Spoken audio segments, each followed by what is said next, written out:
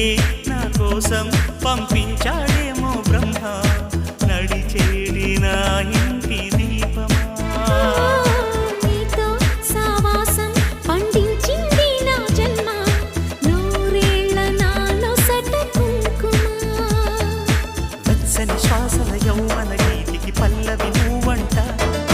పచ్చని ఆశల పువ్వుల తీగకి పందిరి నీ జంట మనవిగి కౌగిలి తన కోవెలని కొలువుండి పోవాలని చేరింది ప్రేమ